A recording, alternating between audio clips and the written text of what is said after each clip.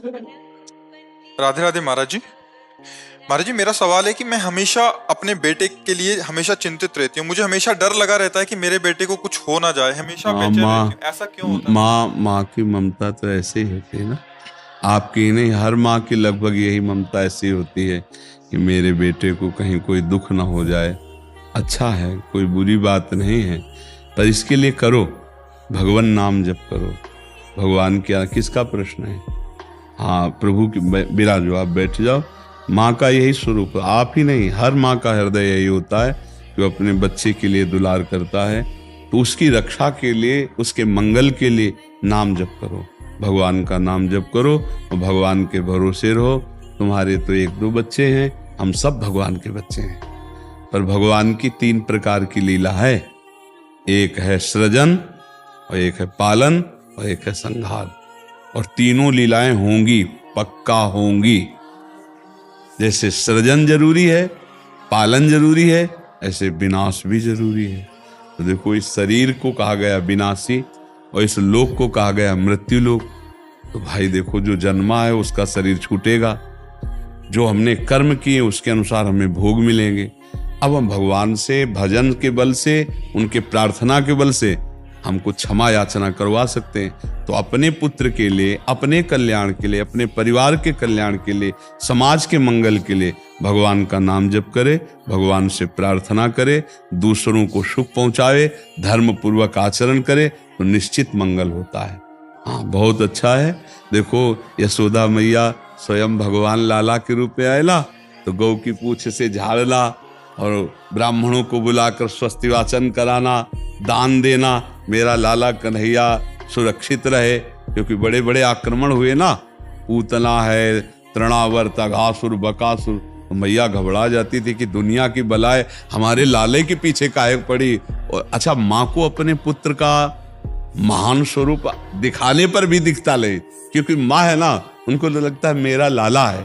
तो बार बार वो परेशान हो जाती थी और स्वयं भगवान की रक्षा के लिए भगवान के नाम का प्रयोग किया। केशव भगवान बाजुओं की रक्षा करे, ऐसे करे, ऐसे। तो हमें लगता है भगवान का नाम जप और धर्माचरण, दूसरों को सुख पहुंचाना, और इसका फल मेरा पुत्र सुरक्षित रहे, मेरे पुत्र की बुद्धि शुद्ध हो, मेरे पुत्र को कभी विपत्ति न हो। तो ये देखो, माँ में बहुत बड़ी सामर्थ्य है। अगर माँ तपस्या और पूर्वक अपने पुत्र को चाहे तो अजर अमर बना सकती है। मंदालसा माँ ने यही कहा था, मेरे गर्भ में जो जीव आएगा उसे भगवान से मिला के रखूंगी, उसे भगवत प्राप्ति, और ऐसा ही किया। देखो, गांधारी जी ने जे भी सुना कि धृतराष्ट्र हमारे पति होने वाले वो अंधे हैं, तो पट्टी बांध ली। जब ये समय आया कि अब युद्ध होगा ही पक्का, तब गांधारी जी ने कहा, बेटा मैं तुम्हें बहुत प्यार करती हूँ, तुम मेरा बेटा है, पर भीम के सहयोगी श्री कृष्ण तू मारा जाएगा, इसलिए जा, तू नग्न होकर मेरे सामने आ जा, मैं पट्टी खोलती हूं, तेरा शरीर वज्र का हो जाएगा, मृत्यु ही नहीं होगी तेरी। अब भगवान तो भगवान ही है। अब वो आ रहे थे नंग धड़ंग दुर्योधन, तो भगवान ने देखा उनका, अरे यार तुम इतने बड़े होकर बच्चों की तरह नंगे घूम रहे हो। तो उनका माँ ने कहा है, बच्चे हो, कम से कम कमर तो ढक लो इतना।